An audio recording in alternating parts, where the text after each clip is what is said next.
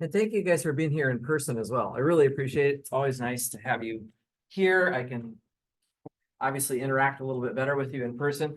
Who knows? There might even be some extra credit opportunity somewhere along the line, and it might, I don't know, be required that you're here in person to get it. Who knows? I'm just throwing it out there. Could happen.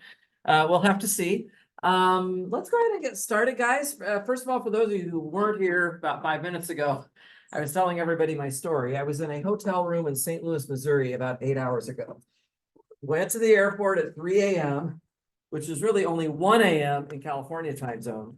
Flew back here. I got to LAX direct flight. It was really nice. Got back at about 6 o'clock in the morning and got my car, drove back over here, and I got to my office at about 8, which was time to spare. Then I took a nap for an hour just to try to get myself awake. So hopefully I'm somewhat awake now. If not, I'm sure going to try to get that way in the next 2 hours. Sometimes math has a good effect on me that way. So hopefully that'll be the case. I hope that you guys have had a little bit less eventful morning than I have so far.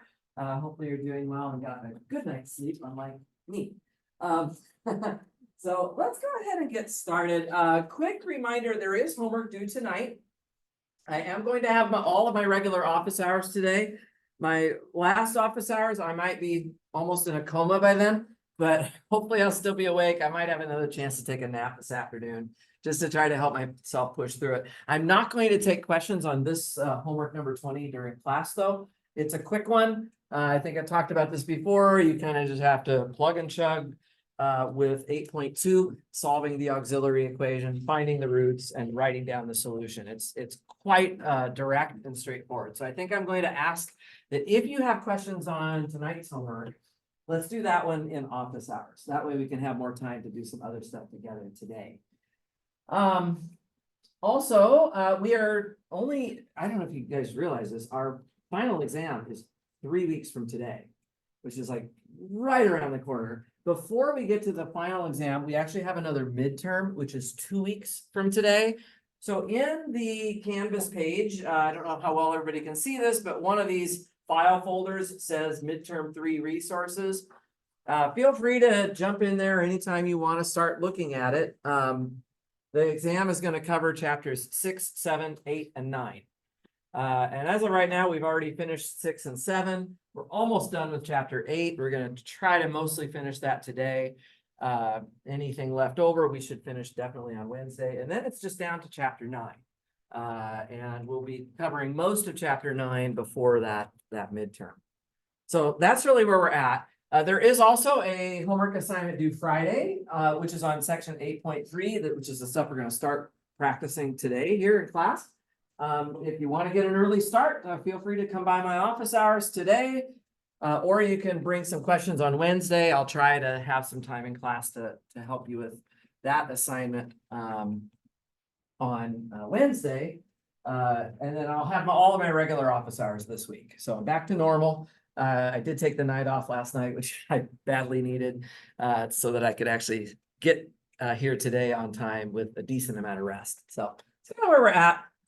While I've got this page up here, I just wanted to remind you as well that there is a folder called Special Handouts. And if we open that up in Canvas, I guess it's the second thing on the list is an annihilators and integrals table. So I passed this out on Wednesday last week. It's a table of annihilators and integrals. Did anybody bring it back with them today? A few people did. Does anybody need this handout? Do you want to have a hard copy?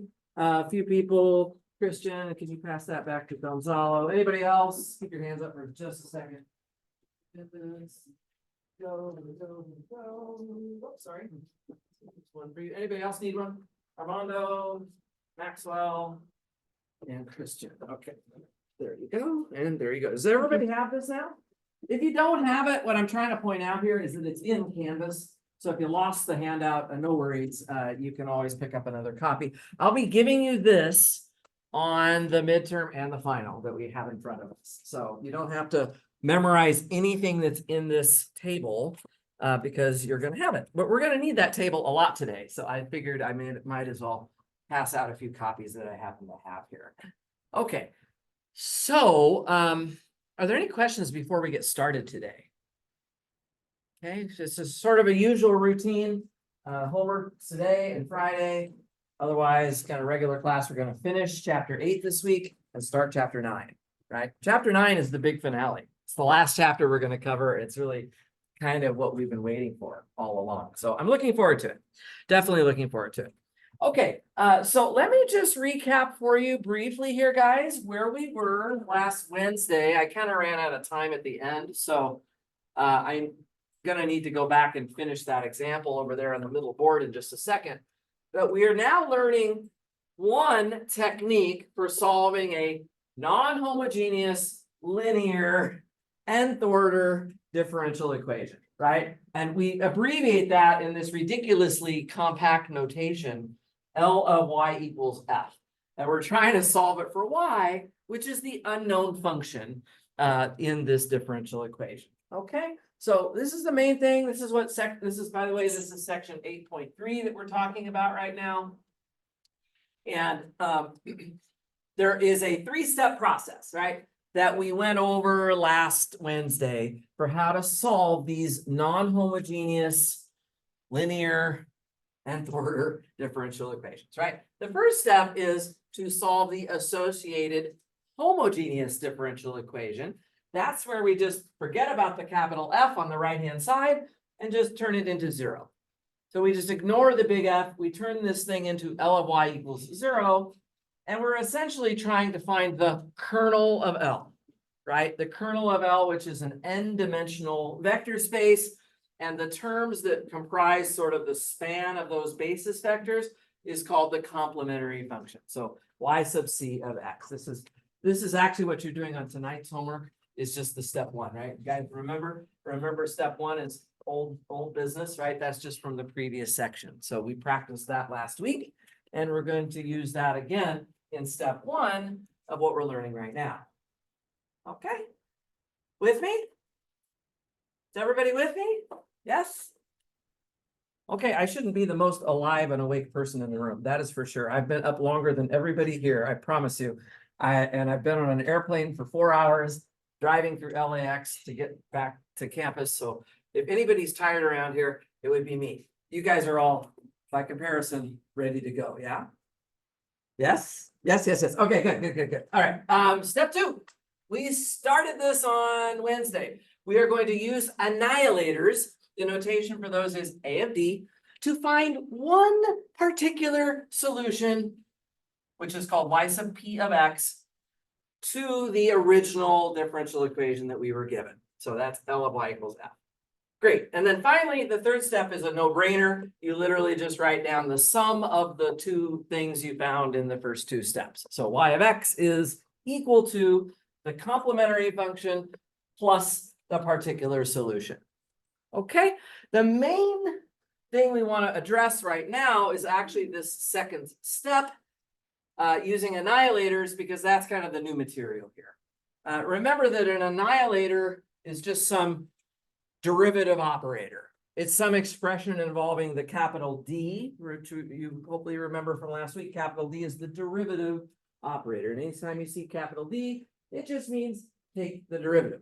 So this expression, whatever it is supposed to annihilate capital F and turn it into 0, right?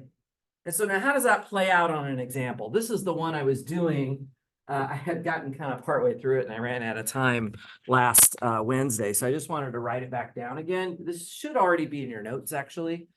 I gave you a second order non-homogeneous differential equation here. So it was just y double prime minus y equals 16 times e to the 3x.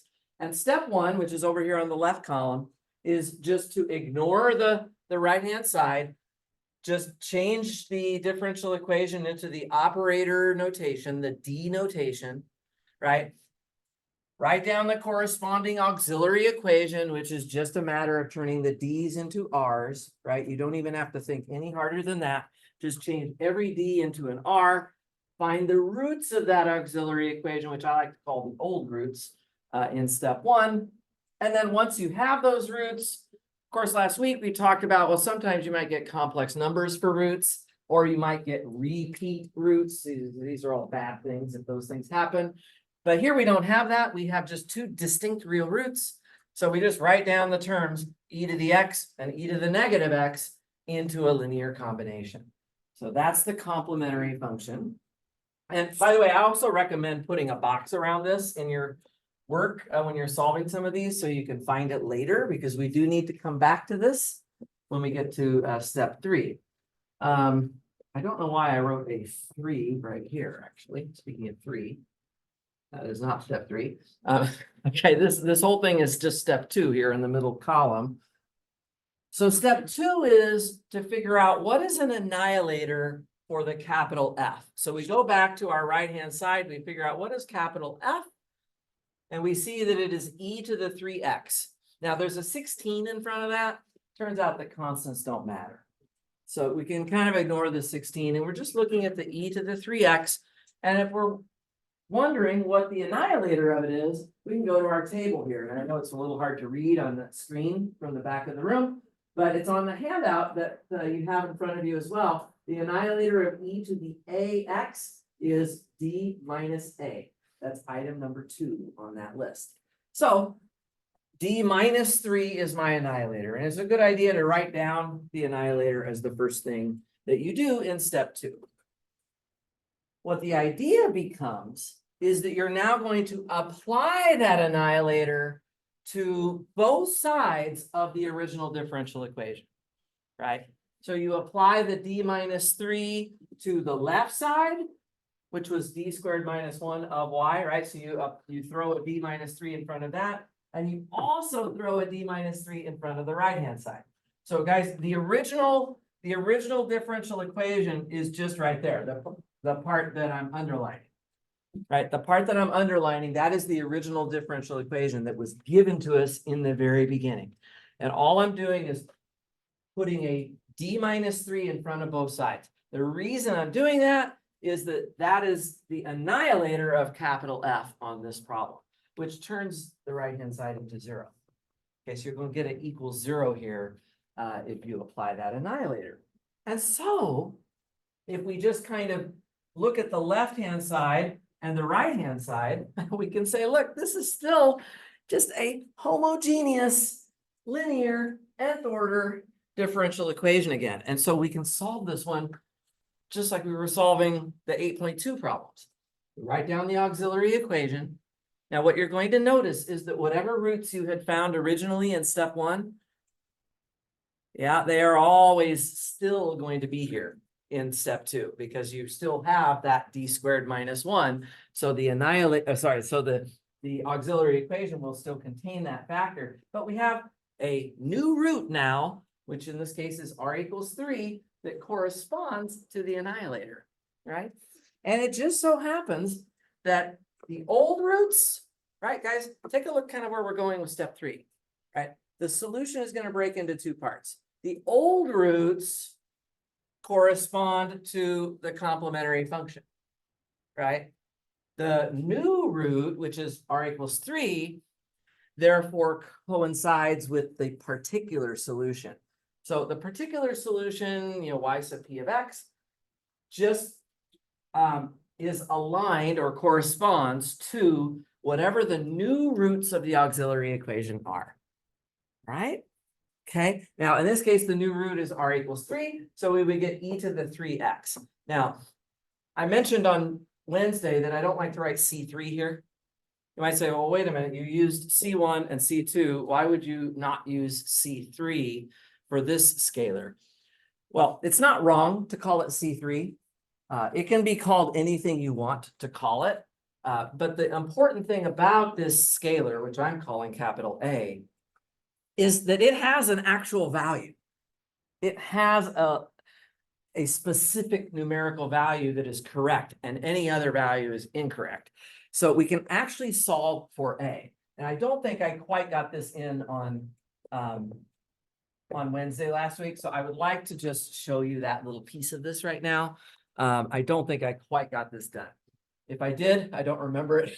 And my life's been a whirlwind for 4 days now. So, but I don't think I got right? Did anybody solve for A yet? No, we don't. Okay, good. So we didn't do that yet. So how do we solve for A? Well, what we do is we actually just take this particular solution and we literally plug it in to our original differential equation here. Well, what does that mean? Well, I'm going to have to take up to 2 derivatives now of my y sub p, right? So to solve for A, I'm going to write y sub p, which is A times e to the 3x. But now I'm also going to take the derivative of that. Since the derivative of e to the 3x is just 3 times e to the 3x, I'm just going to pull that 3 down. And I have to do it a second time because there is 2 derivatives that we need. So I like to just kind of gather up my derivatives here in the first place. Okay, so I figure out what are the first and second derivatives of the particular solution.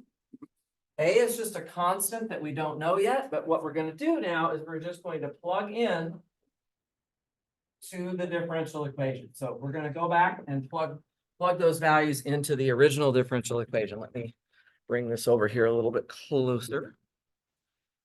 So what do I have? Y sub p double prime minus y sub p, right? This is supposed to equal 16 e to the 3x. But if I plug, that's basically plugging y sub p into the place where I have the unknown function y. But I already know what y sub p double prime is. It's 9a e to the 3x minus y sub p itself, which is a e to the 3x. This should equal 16 e to the 3x. You seeing that we can, you're kind of seeing now, guys, that we can actually solve for A? We can actually solve for A. Take a look. Every single term has e to the 3x in it. Those can actually all be canceled. The e to the 3x would cancel from everywhere. And I have what? 9a minus a. That would be 8a, and it equals 16. 8a, which is equal to 16, right?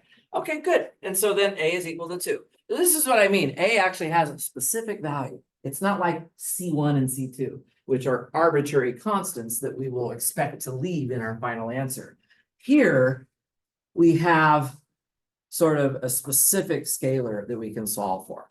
Okay, and so just to wrap this up, what is y sub p of x? It is 2 times e to the 3x. And I'm going to also recommend putting a box around that because, again, just like the complementary function, the particular solution is very important for us to be able to recall. Questions so far? Pretty easy? The only thing left to do, guys, is actually the easiest thing of all, which is to do step 3. What step 3 says is that the final answer, which is y of x, is just the sum of the complementary function, which is c1 e to the x plus c2 e to the negative x plus 2 e to the 3x. In other words, we add the complementary function to the particular solution. That is the final answer. That is the final answer. Everybody okay with that?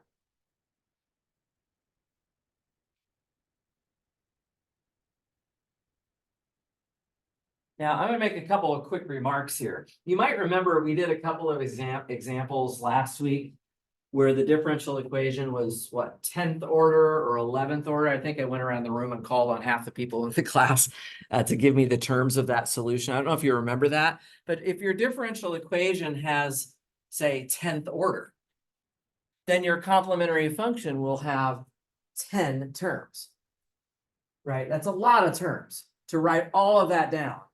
And then to come to step 3 and say, oh, great, I have to write all of those 10 terms down again. Here, it wasn't so bad. I just have a pretty short and sweet complementary function and particular solution. But on some of these problems where I think on my last time I taught the class on the exam, I gave a 14th order differential equation, right? It's like you have 14 terms that you've written down already. And now you go to step 3, you have to write them down again. It seems like kind of time consuming and a waste of time. So it is actually okay. I'm going to make a quick remark here. It is okay, for me at least, Okay, I don't know about your next professor, but for me at least, it is okay to write step 3 generically, namely, it is okay with me, guys, if you just want to write down what step 3 consists of, like that. In other words, if you don't really want to plug the complementary function and the particular solution in for step 3, I am okay with this. However, I am not okay with it not being mentioned at all. You have to write it down. Okay, you at least have to write this down. If you don't want to recopy the 10 terms of the complementary function a second time, I'm okay with this. But put the y sub c of x and y sub p of x in clear boxes. I want to be able to find them easily, guys. Okay, I don't want this to look like chicken scratch. I have to go hunting around to figure out what was your complementary function and what is your particular solution. So please put just the way I did it here, right? I put the complementary function, here's the particular solution in a nice box. Here's the complementary function in a nice box. I want that to be done. As long as you do that for me, I will let you write step 3 just by writing this down.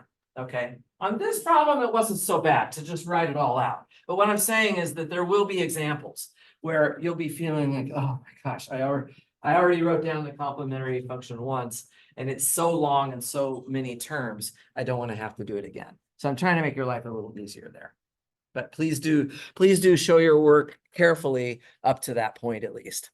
Okay, so that's just a quick little comment about that. Are there any questions here at all?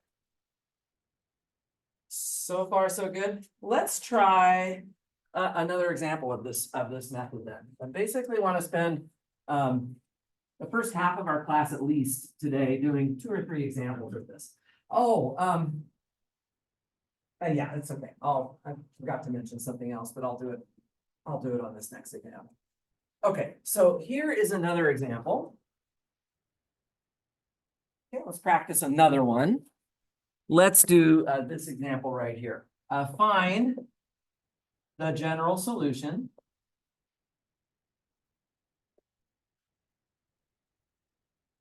Find the general solution. Here it is. Y double prime minus y prime minus 2y equals 10 times the sine of x. Let's practice this one as well. Okay, so what is the order of this differential equation? Second. The n value, in other words, would be what? 2, right? Second order. That means that my complementary function, again, will have just 2 terms. And that's because there will be 2 roots to the auxiliary equation.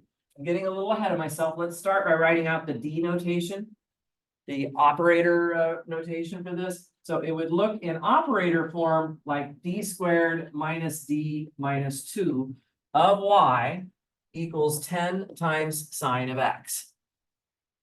So that's the operator form of the differential equation. Now, for step 1,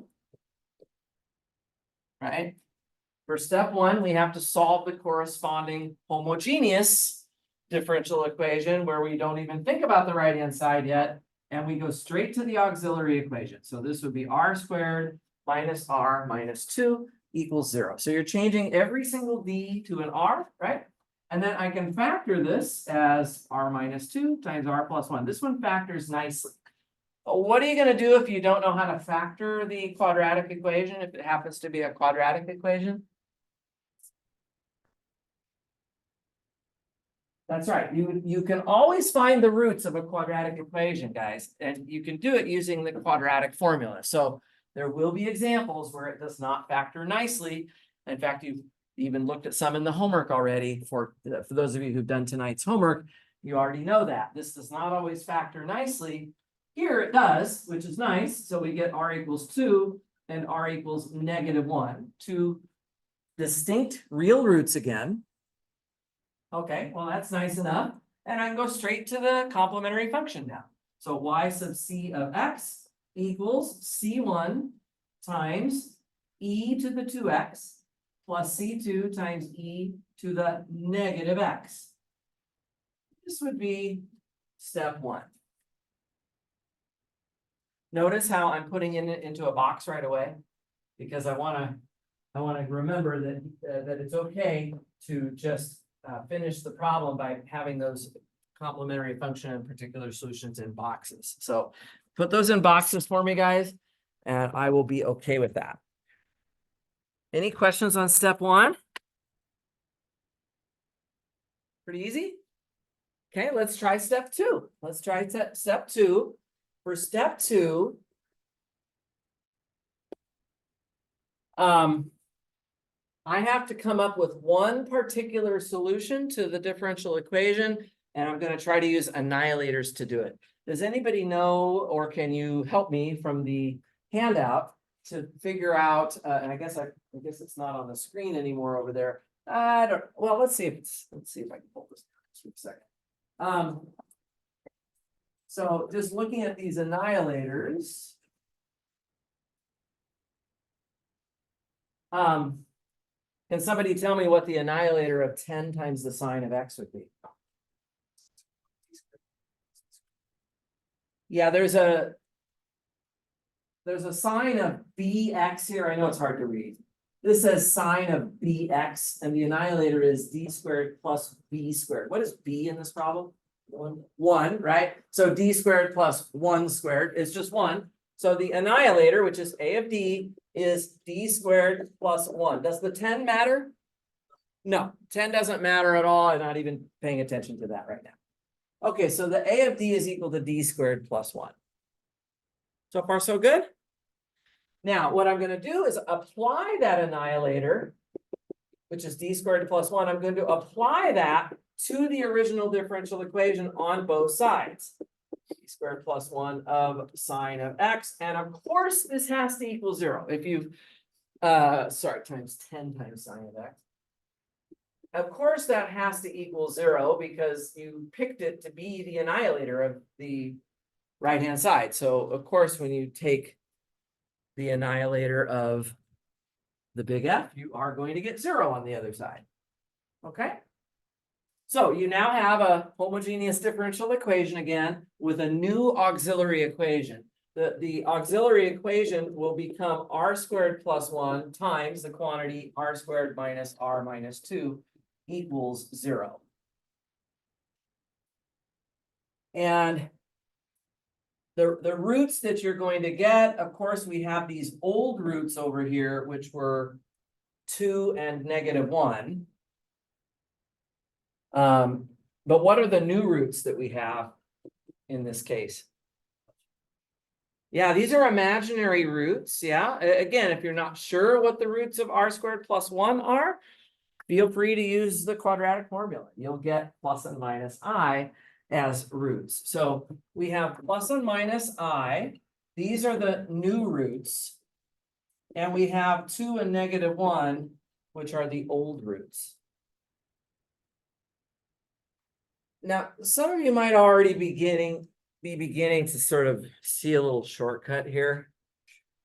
Do you notice how the new roots are always just the roots of whatever corresponded to the annihilator part of the thing that you have? Right, the old roots are coming from the original operator form on the left-hand side, which is still there, right? But those old roots contribute to the complementary function. It's the new roots that now contribute to the particular solution. So what you guys can actually do if you wanted to, you don't really need to write out this step. And I mean, if you do, it's fine. Of course, there's nothing wrong with it, but you don't even really need to write down this step, right? In fact, you don't even really need to go back and think about the old roots again. Do you see that really the only thing on the board that's critical here is that you get the annihilator right, and then you just turn, maybe I shouldn't have scribbled all the way through this part of it. This is where you're turning the D's into R's on that part of it. But you get the annihilator again, and then you find the new roots that correspond to that. That's basically all that really matters. Okay, so now I'm gonna do the particular solution. And remember that this particular solution is aligned to the new roots. Okay, to the new roots. So do we remember now, back to last week, if I get imaginary roots here, what the terms of the particular solution will look like? Sines and cosines, right? Right? You guys remember that from, we spent a fair bit of time, if we have, a plus or minus bi, then we obtained what? We obtained one solution, which was, e to the ax times cosine of bx, right? And then we had a second solution, which I call y2 of x, and that was e to the ax times sine of bx. Right? So in this case, what is the a value on these roots right here? 0, right? And what is the b value on these roots right here? 1, right? So a is 0 and b is 1 to give me the roots plus and minus I. So if a is 0, then we don't really have the exponential part because e to the 0 is just 1. So if a is 0, then all we have is a cosine and a sine, and the b value was a 1. So we really just have cosine of x and sine of x. So what do you want me to write down right here? A times cosine of x plus. Ooh, I was wondering if we would get, you're close, you're close. We have to have another term that involves sine of x, but what would be the coefficient in front of it? Would it have to be the same a value again? Intuitively, would it need to be the same? I don't really see why they would have to be the same coefficients, right? Like those constants that, like, the stuff we did here, we plugged in, we solved for a, right? We got some number there. Why would the coefficient in front of the sine and the coefficient in front of the cosine have to be the same? It doesn't seem to me like they would have to be the same. So you know what I'm going to do here? I'm going to use a different letter. Exactly. I'm going to use a b. I'm going to call it b times sine of x. Okay. Again, I don't like calling these constants C3 and C4 because these constants that we have now, they actually have correct values that we can find. And so let's try to see if we can find those values. Again, it's just like before. We just have to plug the particular solution and however many derivatives we need, which looks like 2 derivatives, right, into the differential equation. Okay, so I'm going to go ahead and write them down. Is it okay if I write them right here on the bottom? Can people see if I do that? Okay, so I'm gonna take a derivative here, the derivative of y sub p. So this is y prime sub p. Just take the derivative, we get negative a times sine of x plus b times cosine of x. That's the first derivative. And then the second derivative is y sub p double prime of x. So now we take another derivative and we get negative a cosine of x minus b sine of x. So I'm taking derivatives of sine and cosine to get those expressions. And once I have that, I'm going to be ready to plug in to the differential equation. So we'll do that here. Okay, so this is our second example of this. This is the annihilator method. Okay. So to plug it in, I have to take 2 derivatives of y sub p minus 1 derivative of y sub p minus 2 times y sub p. So y sub p double prime minus y sub p prime minus 2 times y sub p. And eventually all of this will be equal to 10 times the sine of x, right? That's our differential equation. So this is going to get a little messier this time because I actually have quite a bit to write down. The second derivative of y sub p is negative a cosine of x minus b sine of x. And then we have, use some brackets on this, guys, to really make sure the algebra stays good, because I have to subtract the first derivative which actually is a quantity here. So minus the quantity of A sine X plus B cosine X. And then finally, minus 2 times y sub p itself, which was A cosine of X plus B sine of X. All of that. And it's still equal to 10 times the sine of X. Still equals 10 times the sine of X. So that's the big step we have to write down.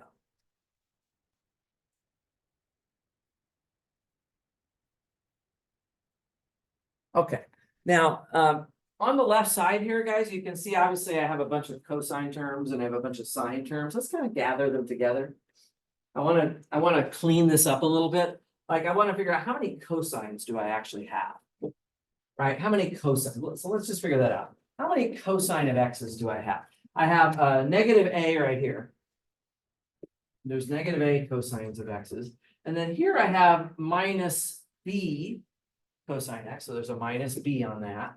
And then over here I have minus 2A. So that's minus 2A. So all of that is the cosine of X part.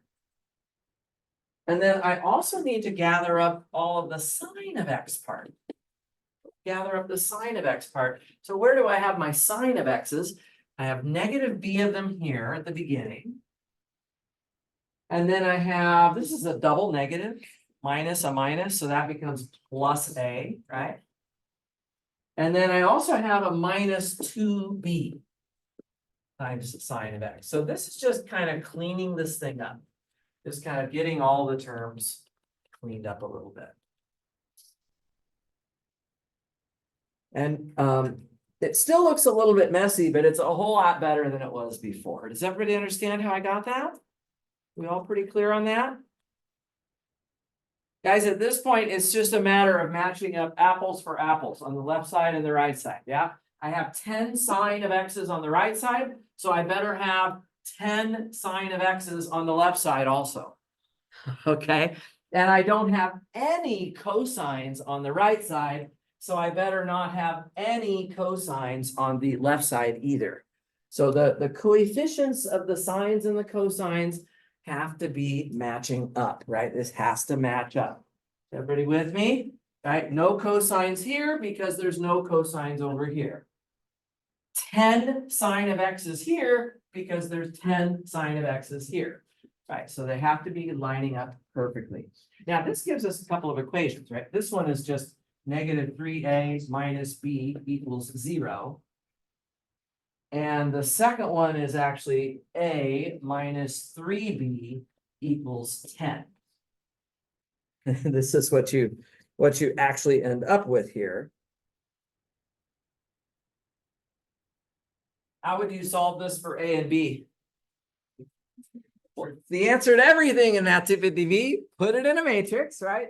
Except that this one is pretty simple. There's just 2 equations and 2 unknowns, and I did this one before class, and so I'm going to save you the hassle of actually solving this one. But if you needed to solve it, putting it in a matrix would be a great way to do it. It turns out that A is equal to 1 and B is equal to negative 3. You can check that out. You can check that out. And once I have those values, then my particular solution is just, well, where was the particular solution? It's right here. This is the particular solution. Now I'm going to put in the A value of 1 and the B value of negative 3. So it would be cosine of X minus 3 times sine of X. I'm going to put a box around that.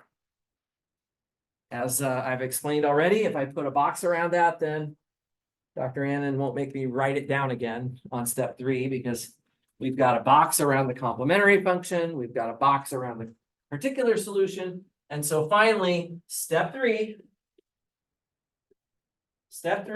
is y of X equals y sub c of X plus y sub p of X. You're welcome to just write that down.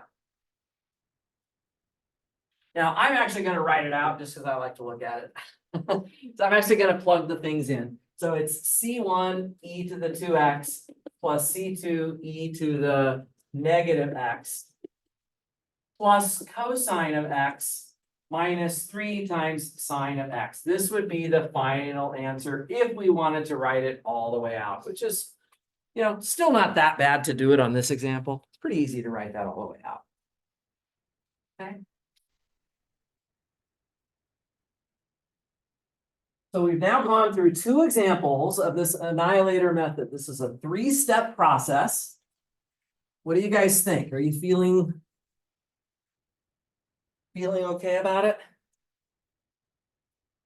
Okay. I want to make a couple more comments though, and then do a couple more examples still. Okay, because it's a little harder than just this, you know, I can't show everything in one example, unfortunately. So I just want to make maybe another remark here. This next remark is really important, just from the point of view of making sure you're answering the questions that are being asked. The remark is sometimes, or some problems will only ask for the form of the particular solution y sub p of x. So when you're doing the homework, you want to look at that closely. You want to read the instructions carefully, because look at how much work was involved. Like in solving this problem, step 1 was pretty short, right? Step 2 was actually also really short. If we don't write down the stuff I crossed out and we just go straight to here, right? That's not much writing. And everything above this line that I'm drawing right now is not that much work. The hardest work on this problem, guys, is actually all this mess over here, trying to figure out, well, what is A and what is B, right? And none of that is really Math 250B. Like at some point, well, this could be if you put it into a matrix, okay? But other than that, this is just sort of algebra, right? We're just trying to solve what are those constants in this particular solution. But what we have right here is the form. You might want to write this in your notes back, if you could go back up to this point. The form of the particular solution is the one where you leave the A and the B or whatever the constants are just as is. So some problems on the homework and on my exams will only ask you to come up with the form of the particular solution. Why? Because we don't want to make you spend massive amounts of time trying to solve for A and B. This one, I managed to do it in one whiteboard pretty much to figure out what A and B are. But you could imagine, I mean, think about it, guys, this is only a second order equation. What if n was 10? And this was your particular solution and you wanted to plug it in? Well, you'd have to take 10 derivatives of this and then start plugging them all in. This is only 2 derivatives worth of work over here on this whiteboard. What if we imagine massively more work than this, right? It's going to be very tedious and also not very illuminating, right? You're not going to learn a lot here. This is just like, oh, okay, I got to solve for these constants. So sometimes I'm going to give you a break, and the book is going to give you a break. It's just going to say, all right, guys, I only want you to find the form of the particular solution. So keep your eyes out for that. Okay. I have another remark now as well, and then we're going to do another example or so before we take a break today. Does that make sense to everybody? This is just to make your life easier. Okay. I'm trying to make your life easier. You don't even have, like, I'm allowing you to just do this thing here, right? As long as you put a box around the particular solution and the complementary function, that's fine. And if I say find the form of the particular solution, you can just put this instead of actually solving for A and B. So I don't know. I think that makes life easier. It allows us to focus on the process and the concepts a little bit better.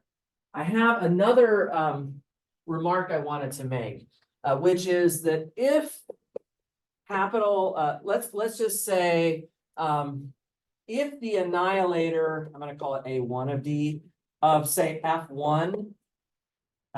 So let's just say A1 of D applied to F1 is 0, and A2 of D applied to F2 is 0, and A3 of D applied to F3 is equal to 0, and I'll just say and dot dot dot. then the annihilator of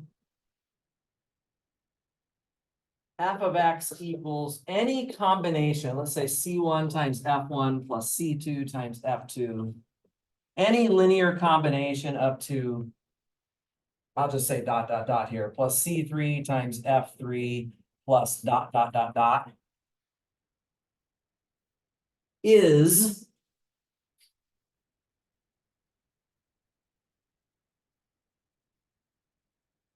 what I'm trying to say here, guys, I'm not done with the sentence yet, but what I'm trying to say is that if the right-hand side of your differential equation is not just one term like this, what if it's actually a bunch of things added together?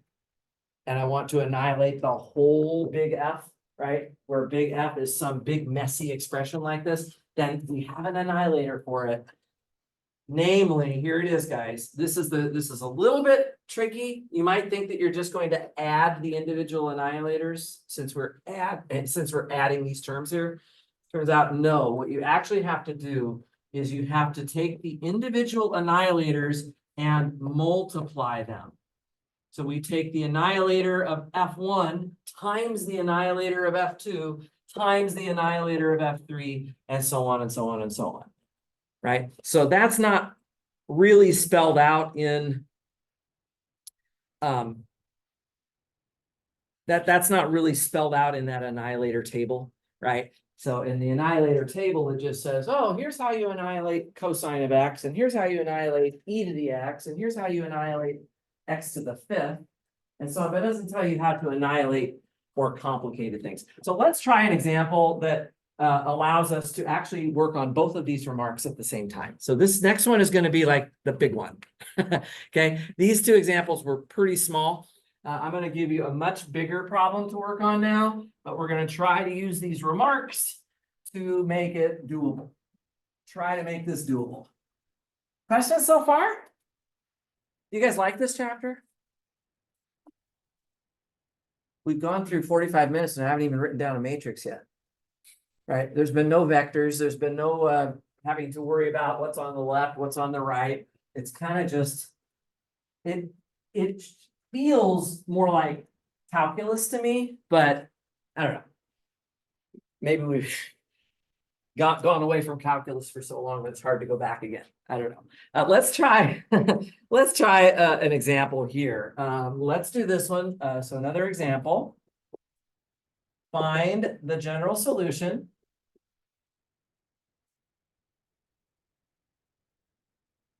to, okay, so what do I want to pick here? D squared minus 4D plus 5 of y equals 8x e to the 2x cosine of x plus 6x to the 5th minus 7 e to the 2x.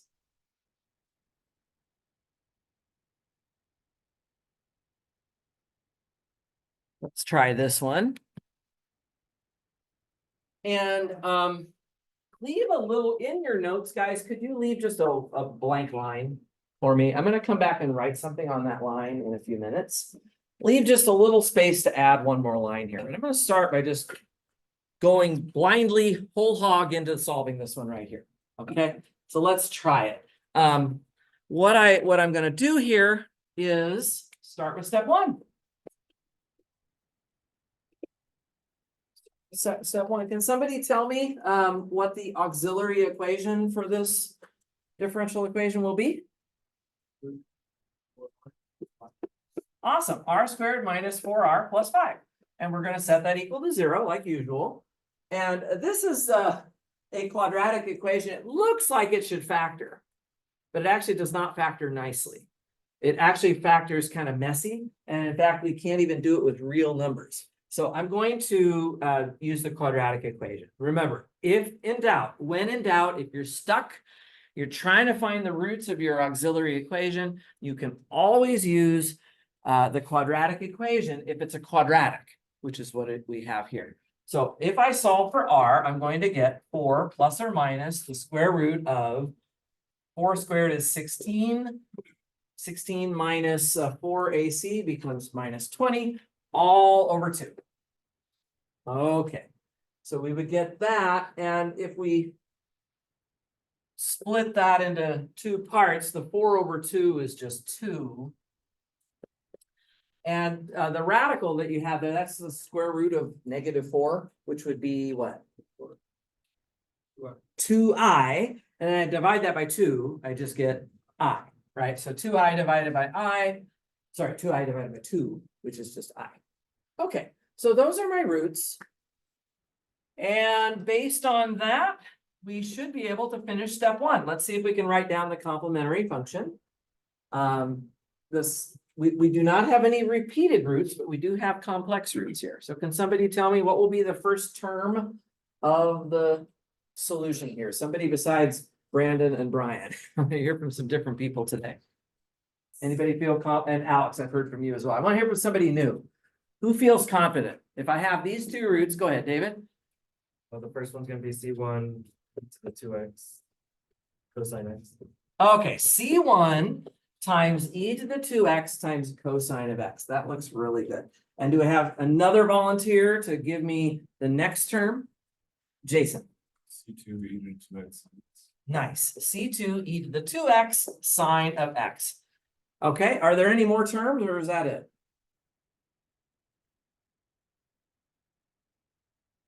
It's not a trick question. This is it. Okay, there were only 2 roots. So you have 2 terms. It's only a second order differential equation, right? So that's it. Let's put a box around it. Let's put a box around that in case we don't want to recopy it later. And now let's go to step 2. Step 2. This is going to be where I'm going to figure out my annihilator. Okay, so I have to do the annihilator now. Okay, so this is going to be, let me get this.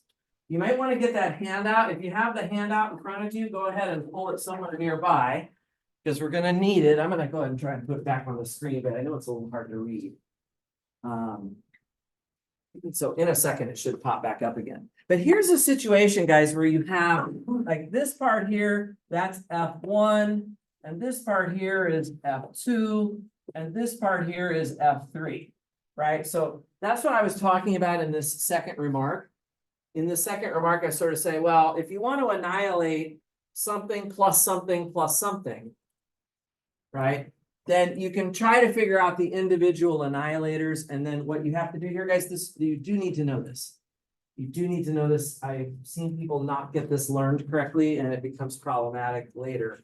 So you have to remember that to annihilate the entire right-hand side here, I'm going to figure out each individual annihilator and then multiply them together. Okay. And one thing you notice is that the C1, the C2, and the C3 do not matter, right? They don't really come into play anywhere here.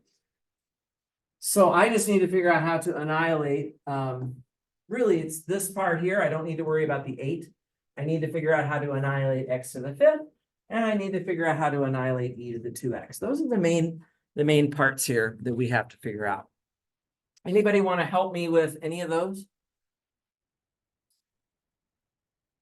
My screen is not coming back up. I wish it would come back up for me. You all have that handout in front of you, though. Some of you have it, maybe.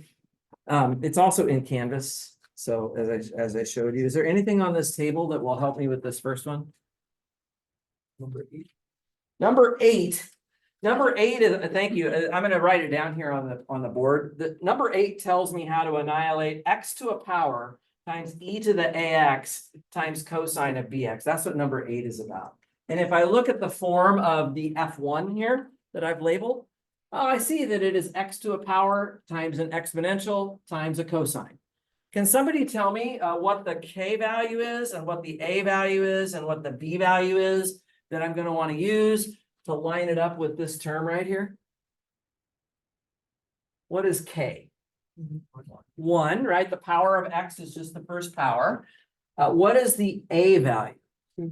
2, right? A is 2. And what is the B value? Also 1. Okay, it's also 1. Now, in the table, which again, I'm sorry I couldn't get it put up on the screen here, but in the table, it tells me what this annihilator is.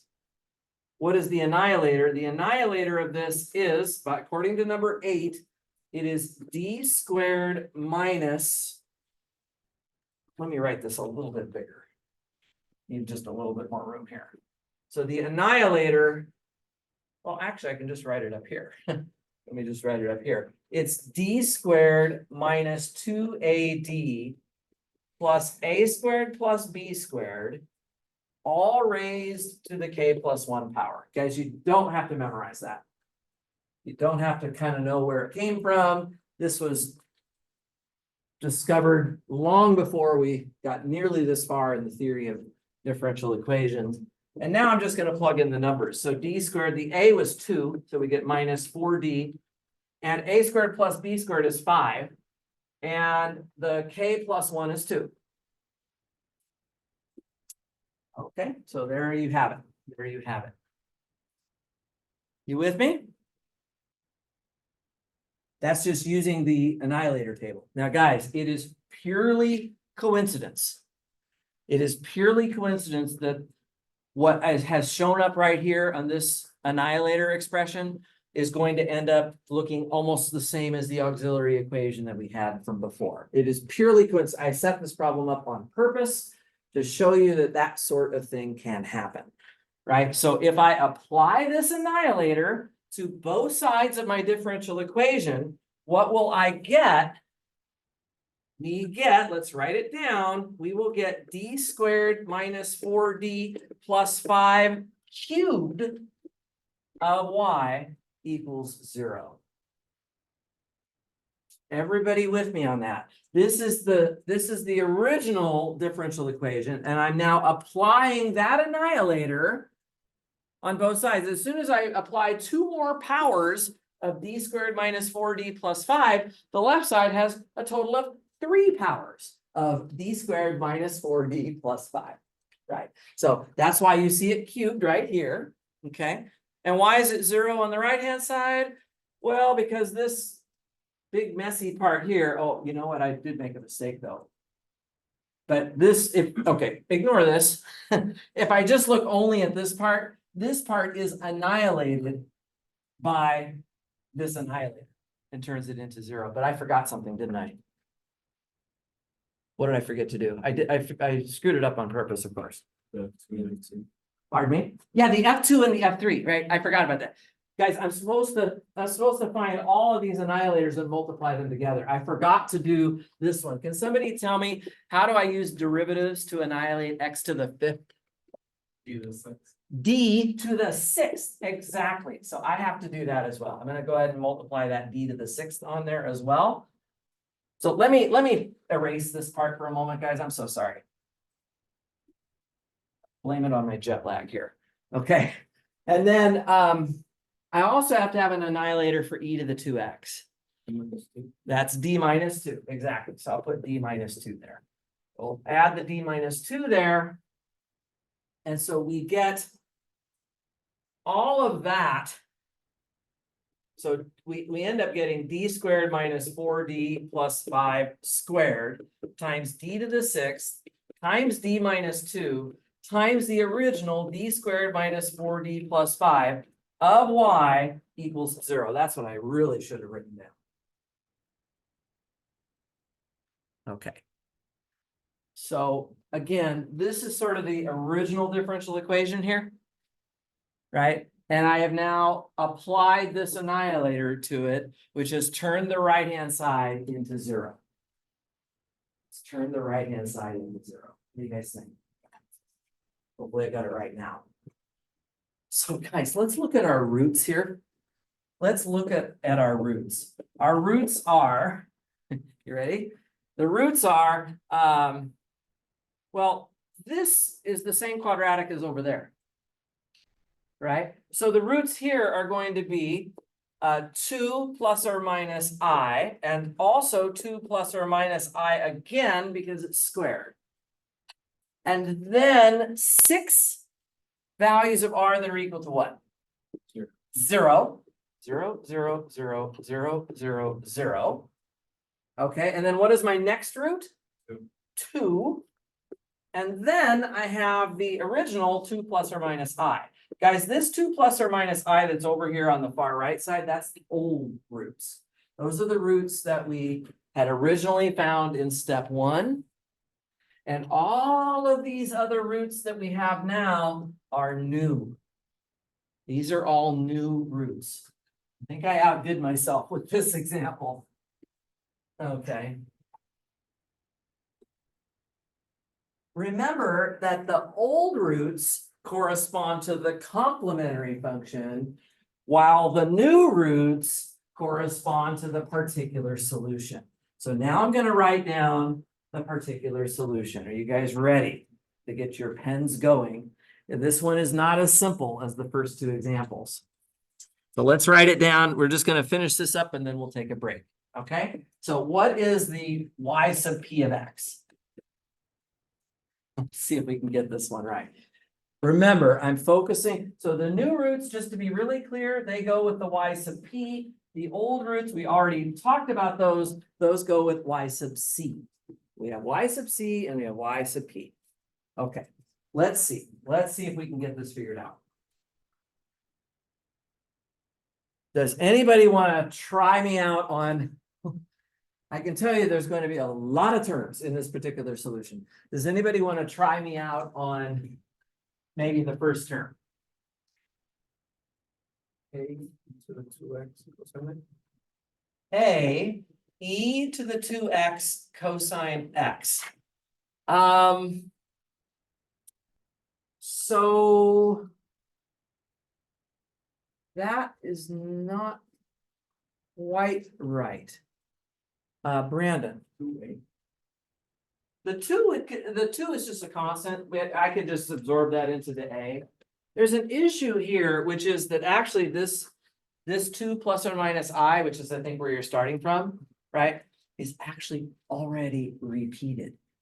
You see, because it's the same as the roots that we were using over here. So what did we have? Do you remember from last week? What did we have to do when we had repeated roots of the auxiliary equation? Stacking x's. I think that's the way I raised it, right? Stacking x's. I need to stack an x here. I need to stack an x on that because that is, although I'm now working on the particular solution, you have to pick up where you left off with whatever repeats were over here. So these roots already came up. So now we're seeing them for the second time right now. Okay, what would be the next term? Julia, sorry? Beautiful. Bx e to the 2x sine of x. I love it. Thank you. Exactly right. Okay, so that takes care of those pairings. Now I need somebody to tell me the next term. Cx squared e to the 2x cosine x. Nice. Cx squared e to the 2x cosine of x, because guys, we are now seeing 2 plus and minus I for the third time, right? The first time was over here. This was the first time. We see 2 terms that go with those 2 roots. Now we have the second time, which is this line, and now we're writing down the third line. Joel, can you help me with the next term? Dx squared e to the 2x sine of x. I love it. I have some students that in the past they've complained that I use a d here. I mean, after all, the d was supposed to be like this derivative operator. You have to just not let it confuse you. This d is not derivative anymore. This is just a constant, right? Okay, great.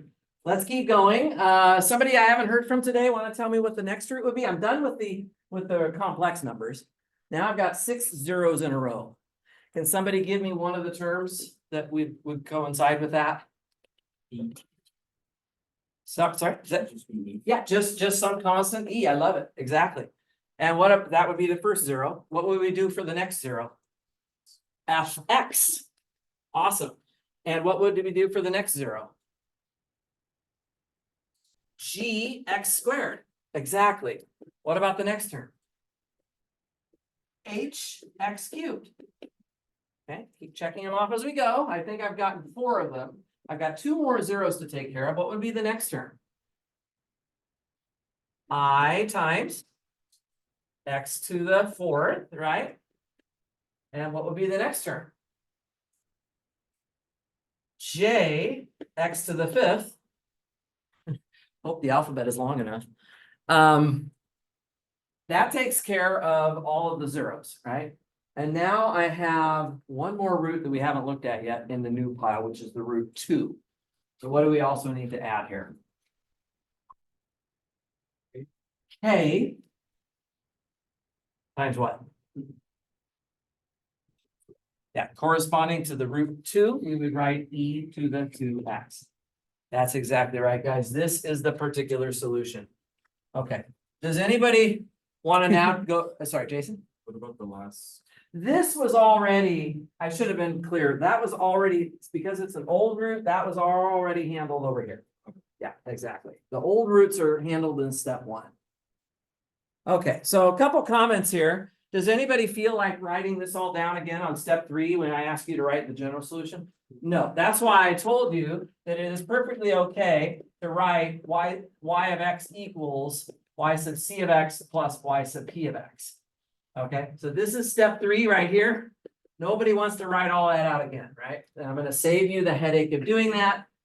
As long as you put a box around your particular solution and your complementary function, I'm okay with just writing that on step 3. Guys, if you even get the rest of it wrong, but you still at least put this down as step 3, I'll know that you understand that's part of the process. I can give you some points for it. So just write it down. Get yourself a rubber stamp.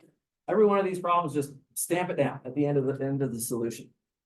Okay, so the first thing you guys told me is that nobody in here feels like actually writing all of this down again to do step 3. So does anybody in here feel like solving for A, B, C, D, E, F, G, H, I, J, and K?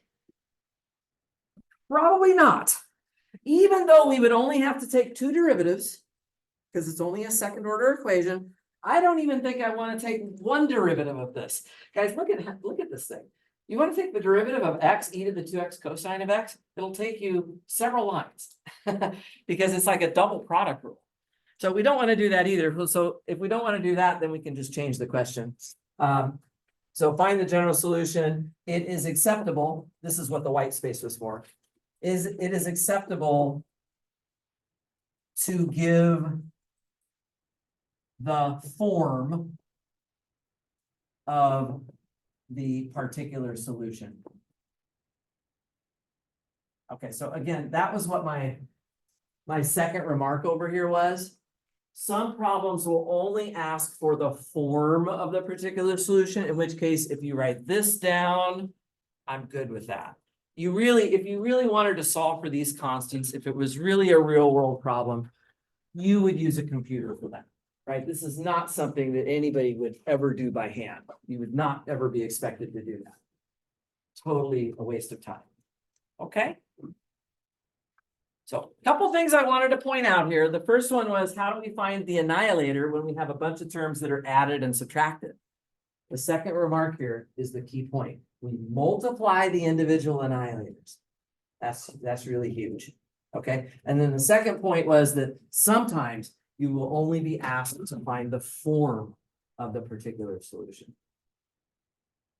And I guess maybe I can make a third point, which is that when the new roots turn out to be duplicating what was originally the old roots, then we have to start that X stacking business right away, right? So I didn't have to stack X's here, but I sure do by the time I get to the second and third repeat of that 2 plus or minus I complex conjugate pair.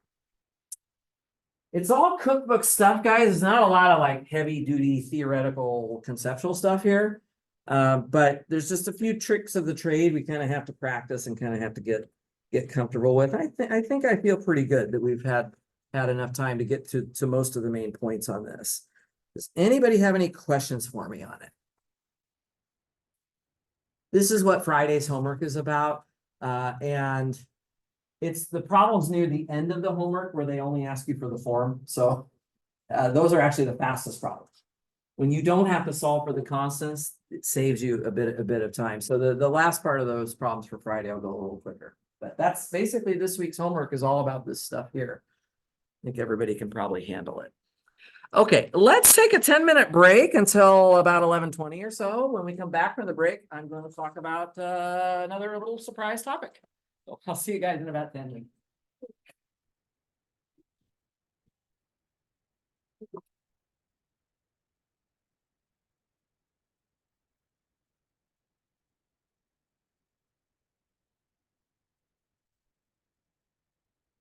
This thing up again.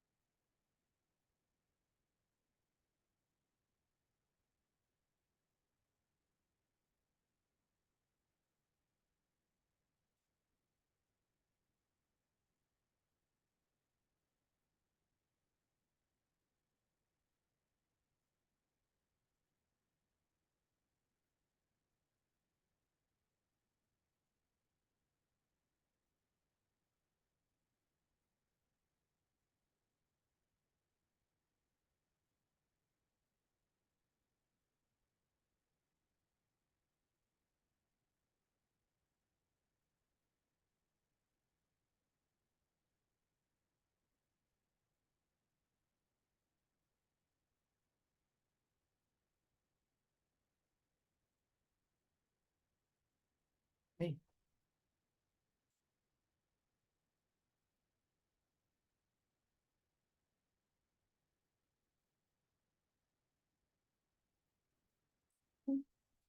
Cosines and sines, yeah, that's right. So this one, So that pair would Plus or minus. correspond to the first line, that entire first. that entire first line. This one is the entire second line.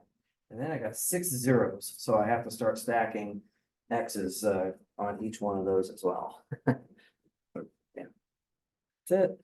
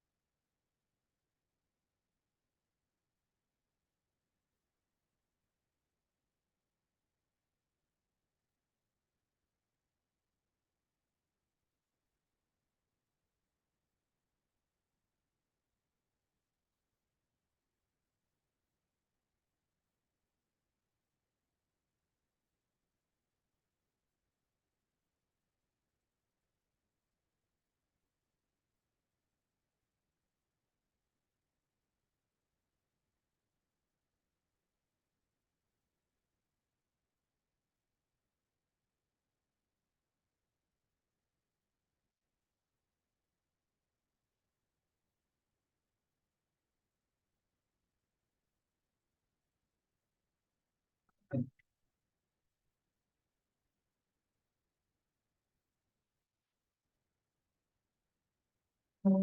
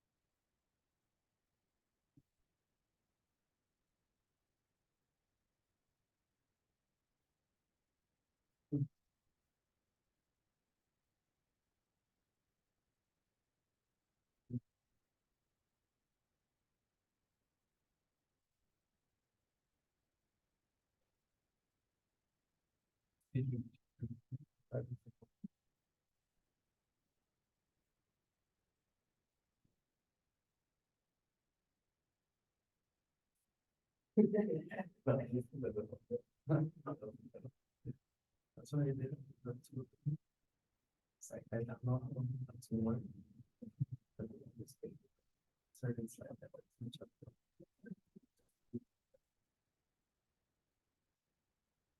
Cause I'm like, that's so many times.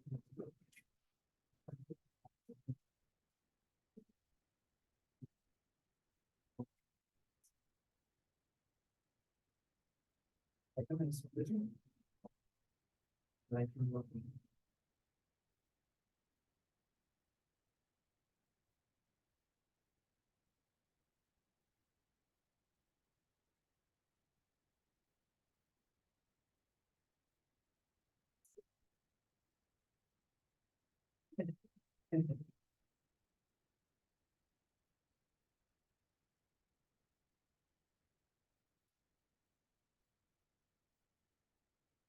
my only time like that.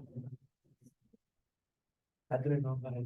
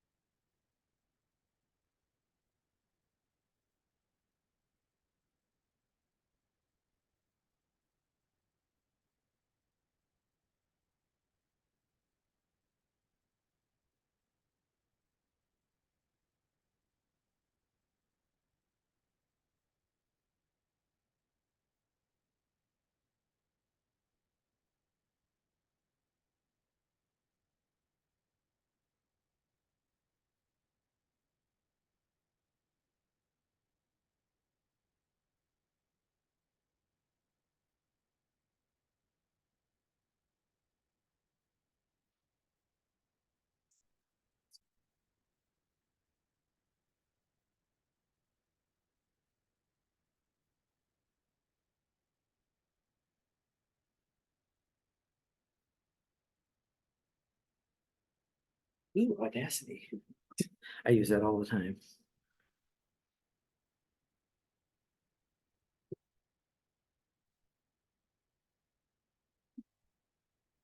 Recognize those waveforms immediately.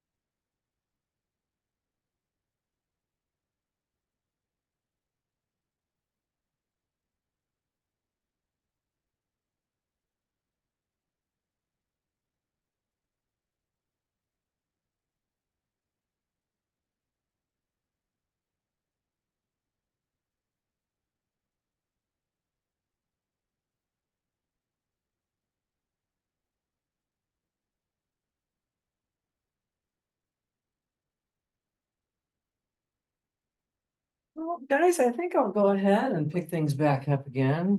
See lots of folks on their phones right now, so this is a 21st century and ask you to bring those little chat conversations to a close here, so you don't miss anything important. I'm hoping we're gonna have time to do a little group work today. I guess it just depends on how quickly I explain this first. If I explain it good, then we'll try and do a little group work at the end of class today. Otherwise, we'll just save it for Wednesday. We'll be good either way. Yeah, I wanted to try one more with you guys, practice one more time on this. So I've got another differential equation example on the board here. And I want to try to go through the 3-step process. So that same 3-step process again, let's just make sure we're getting it.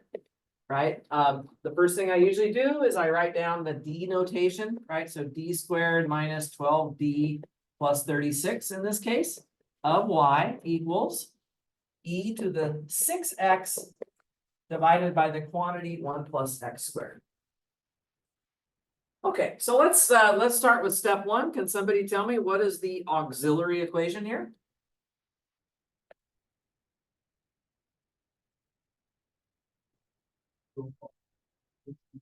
R squared minus 12R plus 36 equals 0. Exactly. We can literally just write that down immediately. This one, if we don't see how to factor it, we can use the quadratic equation, but this one does factor pretty nicely. Namely, we can factor it as the quantity of R minus 6 squared. So that factors pretty nicely, R minus 6 quantity squared. And so my roots would be 6 and 6.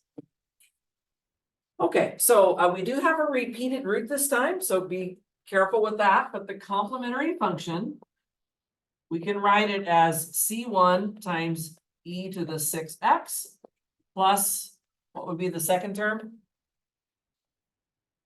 C2 x e to the 6x. Exactly. Let's go ahead and put that in a box like we've been kind of training ourselves to do.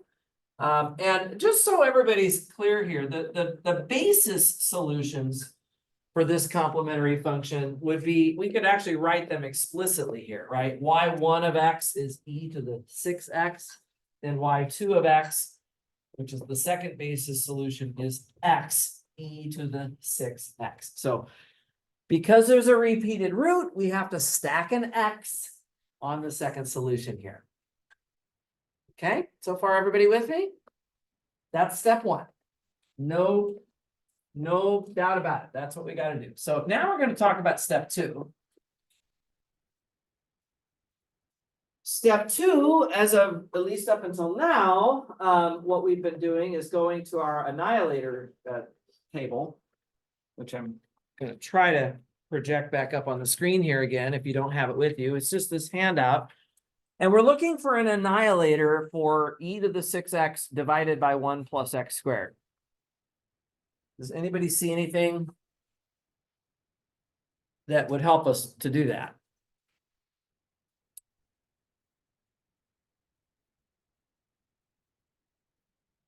Combination of 2 annihilators. Would it be a combination of annihilators? I wish that was true.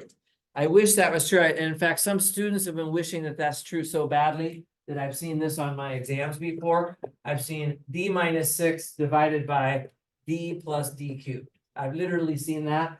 And I can tell you right now that this doesn't even make sense because I don't even know what it means to divide by this operator d. It's really not anything that makes sense at all. Did you have a question or an idea? Let's say, would it be number 3? Number 3 is just the annihilator of x to a power times e to the ax. So if I have e to the ax and then I have x to a power, that's fine, but this isn't really in that form, actually. Number two, what was number 2? The annihilator of e to the ax. If all I had was e to the 6x, I would agree with you. The annihilator of e to the 6x would be d minus 6. But I'm basically trying to cross this off because we can't use that. Remember, guys, what we're trying to do is use derivatives to make this turn into 0.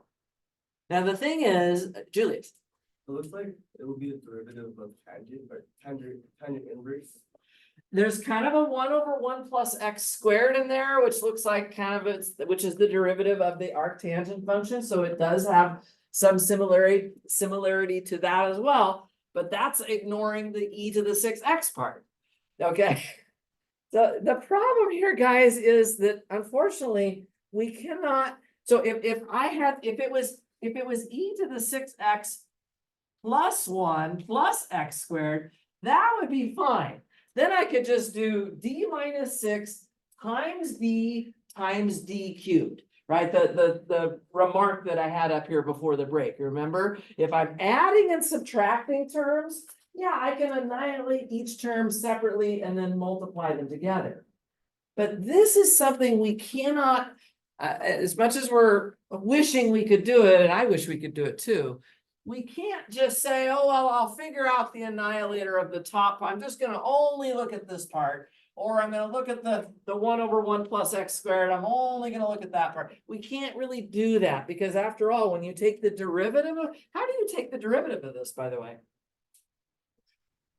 You have to use the quotient rule. Low d high minus high d low, all over low squared. It's a mess. It's actually really a mess. It's a much bigger mess than even what we're starting with here. Guys, this thing is a fraction. And there's no fractions in my table. There's nothing in this table that looks like something over something. The only things I have in this table are things like powers of x times e to something times a sine or a cosine of something, right? Those are the kind of things I have. So I'm sitting here looking at step 2, kind of with a blank face, because I'm thinking, oh, I don't know how to annihilate this thing.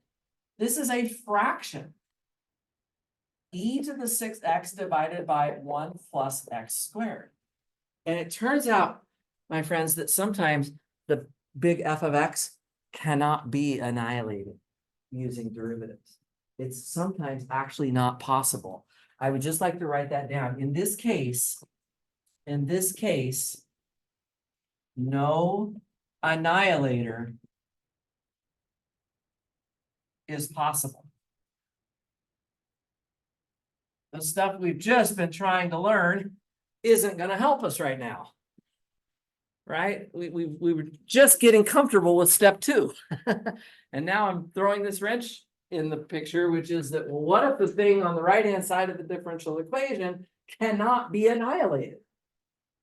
You guys can try it. Take one derivative of this, and if you're not tired yet, go ahead and take 2. If you're not tired, take 3. By the time you take 3 derivatives of this, you're going to be going insane, right? You don't want to do that. So we don't want to be like using derivative operators to try to make this thing turn into 0. It's just not a nice function. So there's no annihilator that's going to work. So what are the things that we can annihilate? Powers of x, exponentials, and sines and cosines, along with sums and differences or products of thereof, right? Those are the kind of things we can work with. But fractions, no. There's no fractions in this annihilator table. What if the right-hand side had been tangent of x? There's no tangent of x here either, right? Or what if it had involved a logarithm of x, right? What if capital F of x was the log of something, right? I look at my table, I say, oh, there's no logarithm in the table. So guys, when you see problems like this, if the big F of x doesn't look like something friendly of this kind of form here, if it doesn't involve these kinds of objects, this annihilator method isn't going to work. And so guys, we need a new method now to do step 2. Turns out there's another method that we can use. There's another method, and it's the title of this section, which I'm kind of beating around the bush, but I was leaving just enough space up here to tell you what it is. We're going to jump 3 sections forward in the book to section 8.4 right now. Oh, sorry, 8.7 right now. And this is called variation of parameters.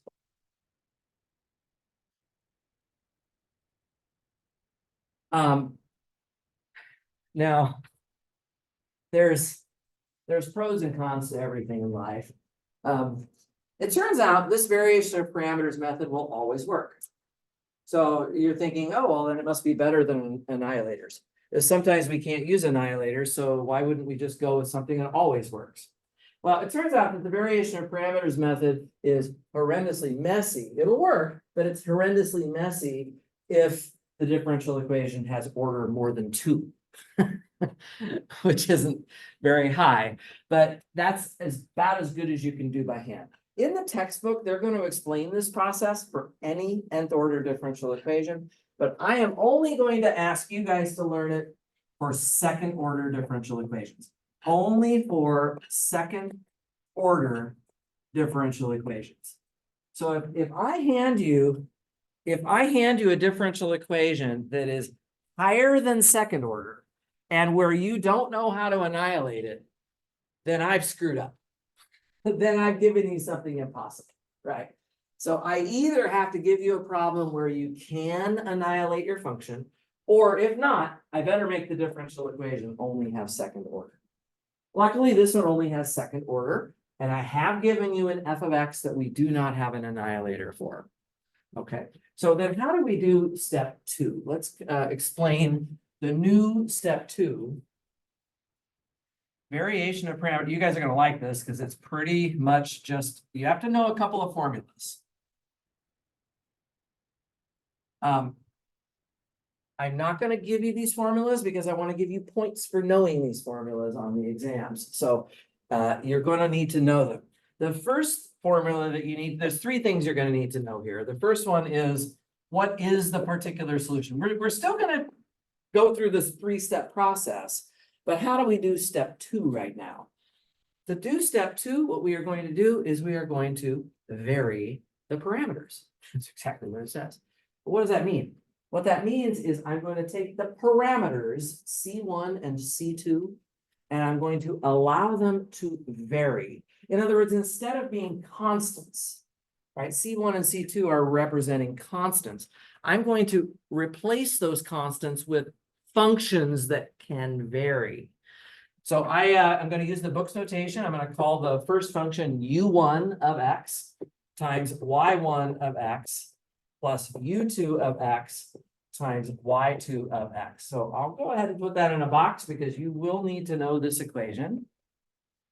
u1 of x times y1 of x plus u2 of x times y2 of x. That's basically what we have. Okay, so we have changed C1 and C2 to U1 and U2. Now the question is, what are U1 and U2? So where U1 and U2 are to be determined. It turns out that we can figure out a nice expression for U1 and U2. The way you would normally do it, is you would take this, that you could literally call this a trial solution. And you can say, I'm going to take that trial solution, I'm going to plug it back into the left side of my differential equation again. I'm going to let the dust settle after I've plugged in the left side and set it equal to the right side. I let that dust settle and I say, okay, so here's what U1 has to be and here's what U2 has to be. That is how you do it. I used to go through all of that in class and it was just takes too long. So I eventually got smart and decided to make a handout. So in the files section of Canvas, there is another document. It's the same folder that has the table of annihilators. If you go down to the bottom, near the bottom, there's one called Variation of Parameters. And this is a document where I do a derivation of the variation of parameters formula for solving y double prime plus a1 times y prime plus a2 times y equals f. Basically what we're looking at right now. And what do? We basically go through, we assume we have the solutions y1 and y2, just as I've shown in that example, right? And then we take a trial solution, see it right here? Take a trial solution of the form y sub p equals u1 times y1 plus u2 times y2. And I actually did start plugging that form into the differential equation. And it takes a couple of pages. I'm not going to go through it right now with you all. You can see down there, I'm taking the y sub p and I'm taking the derivative of it. And then I'm gonna take the second derivative of it and do a big substitution thing. And eventually, what's important is I will let you read that if you're interested, but it's kind of, I'll call that optional content. The most important thing is I want everybody to be able to find U1 and U2. So from the handout in Canvas. So I did derive it in detail. I'm just not doing it in class in front of you all. It just takes a long time and it's not critical. So from the handout, it turns out that U1 is, okay, now these are two more formulas that you really have to learn. U1 is negative of the integral of y2 times f all divided by w. And U2 is equal to the integral of y1 times f all divided by w.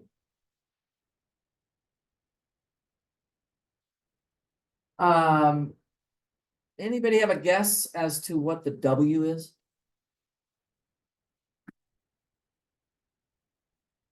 Have we done anything in this class that starts with a W in the last 2 weeks? Yeah, it's the Wronskian. The W is the Wronskian. Let me write it down here. W is the determinant of, remember how that worked? We took the functions, which are in this case y1 and y2, and then we made a square matrix by just taking derivatives down the board until it becomes a square matrix. It's literally just that. So that's my W. If you want to see what it looks like all written out, it would be y1 times y2 prime minus y1 prime times y2. So that is your Wronskian. And the y1 and the y2, remember, those are the basis solutions in step 1. Those are the basis solutions in step 1. So if you trust my derivation here, okay, I've run that derivation for 30 times of teaching this class and nobody's found a mistake in it yet. So I'm hoping it's good. As long as you trust that derivation, which I'm not holding you responsible for, these are the formulas for U1 and U2 that you can rely on. Okay, so what I'd like to do is kind of take that as a given right now and finish this example. So by the way, this is all there is to this section. And we're going to finish it before we're done today. And that's going to be the end of chapter 8. This is the last thing we're doing in chapter 8. It's really easy. If you know these 3 formulas, see the three things in the box, this box, and then the 2 formulas here, you have to know those. Make some flashcards if you have to, whatever it takes to get them down. So let's finish our example then. Let's go back and finish step 2 now. Finish step 2, if that's okay with everybody. I'm going to show you kind of how I like to organize the work on this. I actually like to do the Wronskian first because I know that I'm going to need it. And I can already calculate the Wronskian as soon as I've finished step 1, because the Wronskian just comes from y1 and y2, as you can see right here. So for step 2, I'm going to do the W thing, which is the determinant of the matrix that I get. Make yourself plenty of room to write this matrix down, guys, because it's going to have functions in it. I'm going to put e to the 6x and then x e to the 6x. Those are the y1 and the y2 in the columns of that matrix. And then I'm just going to differentiate my way down the board, right? So the derivative of e to the 6x would be 6 times e to the 6x. And then the derivative of x times e to the 6x, if I use the product rule, it's going to be, let's see, the derivative of the first one times the second one, that's e to the 6x, plus 6x e to the 6x. So I just have to be careful with that. It's a 2x2 determinant. And because it's a 2x2, we have a nice formula. AD minus BC, right? That's how we do determinants for 2x2s. So we would get e to the 6x times the quantity e to the 6x plus 6x e to the 6x minus the BC part of it is 6 times x times e to the 6x times e to the 6x. So this is just a little bit of writing, but it's all it is a basic 2x2 determinant, right? This is just A, D minus B, C. And that's the formula that we all learned back in chapter 2. Okay, so this is what we would have. So far, so good. Now, the nice thing on this example is happens to be the case is that this part that's subtracted ends up getting canceled by this and this. So when you multiply these two together, it just cancels the part that you're subtracting. And so all that's left is just this first part. What is e to the 6x times e to the 6x? E to the 12x, exactly. So this just becomes e to the 12x. So that's the Wronskian. The Wronskian is just e to the 12x. Okay, am I going too fast? Everybody with me? It's mostly, well, we're not even using this formula yet. I'm just trying to figure out what W is so that I can figure out U1 and U2. This is just plug and chug. Plug, plug, plug, chug, chug, chug. So let's do the U1 and the U2 now. U1 is negative. Did everybody catch this? There's a minus sign on the U1 formula, but not on the U2 formula. It's only on the U1 form. Make sure you copied it correctly. The U1 has a minus on it. The integral of y2 times f divided by w.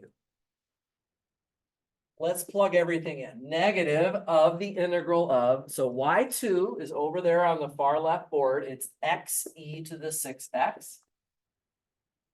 Then we multiply that by capital F. Now, capital F, remember, that's just whatever is on the right-hand side of the differential equation. So the big F, right? This is always the big F, whatever's over here. It's the big F, so that goes there. And then in the denominator, we have to put the Wronskian, which was e to the 12x. That's what we would put there. And notice that the e to the 6x's on top actually combine together to cancel with the e to the 12x on the bottom. Pretty sweet, right? So we just end up with negative the integral of x over 1 plus x squared dx.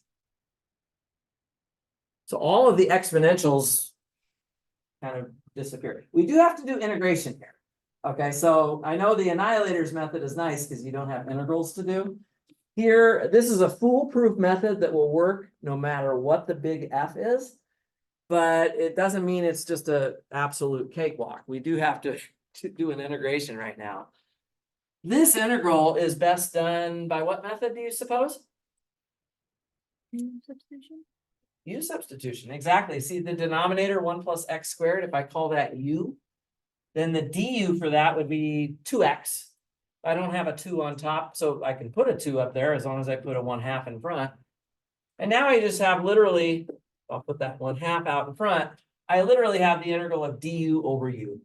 And that's the natural log of the absolute value of u. We don't really need absolute value bars here though, because 1 plus x squared is always positive. So I'll just not bother with that.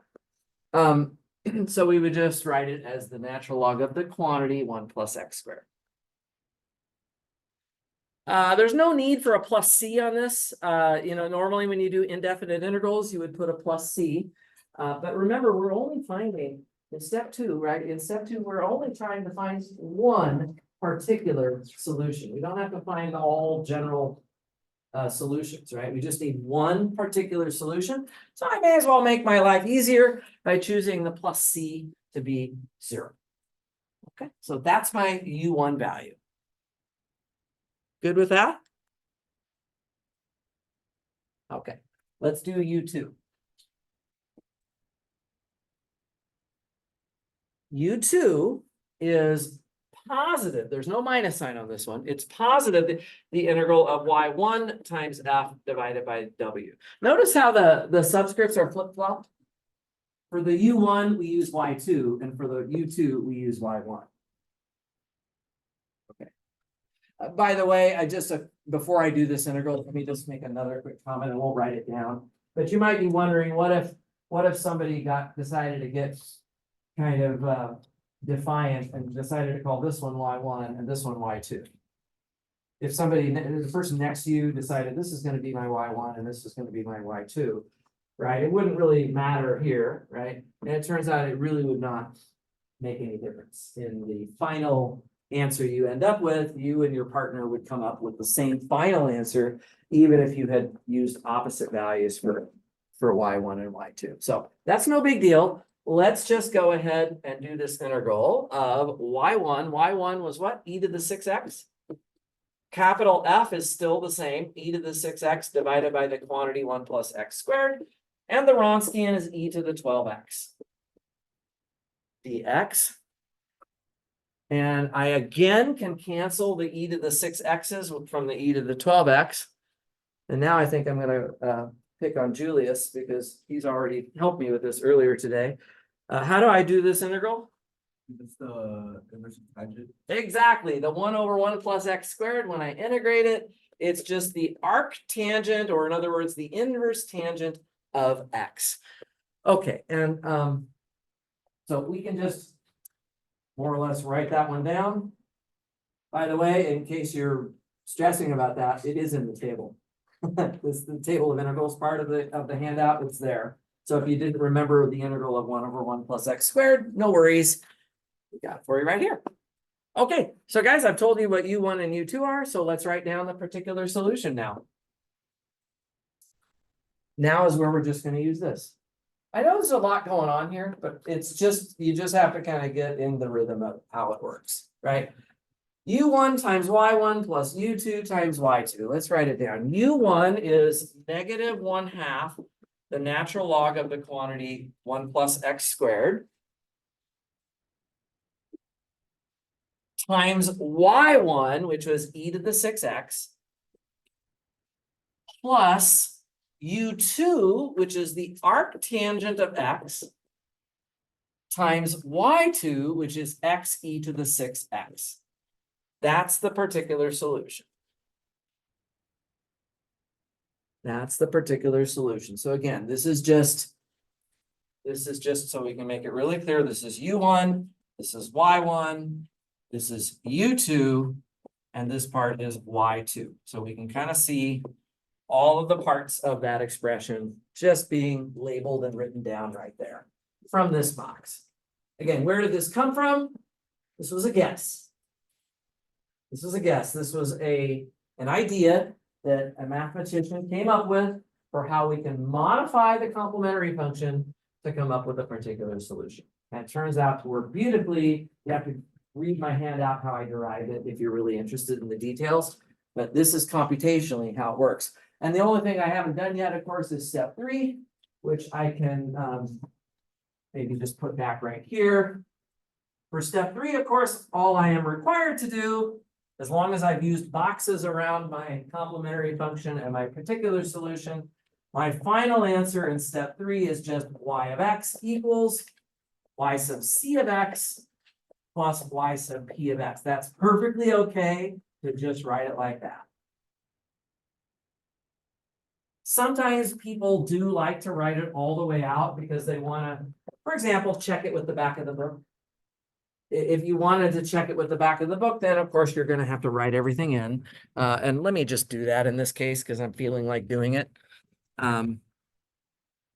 It would just be C1 times e to the 6x plus C2x e to the 6x minus 1/2 the natural log of 1 plus x squared times e to the 6x plus the arctangent of x times x e to the 6x. If I wanted to write out all the terms, that's what you would actually be writing down. Don't have to do that. And it's also not necessarily, sometimes I see people doing all this extra algebra. You don't have to factor the e to the 6x out of that or try to combine the different terms together. It's not necessary. Just leave it spread out like that. Okay. Any questions on this? This is the end of chapter 8. I didn't get to the group work today, did I? That's okay. We might do 2 group works on Wednesday. I'm going to do something historic right now, which is I'm going to quit 2 minutes early. According to my watch, at least, give you guys a little bit of a break because I don't have anything else I want to start today. On Wednesday, we will also start chapter 9. I'm looking forward to that. I'm going downstairs right now if anybody wants to talk. The earlier in the day you talk to me, the more awake I will be. By the last office hour at the end of the night, I'm probably barely gonna have a pulse. So, have a good day, everyone.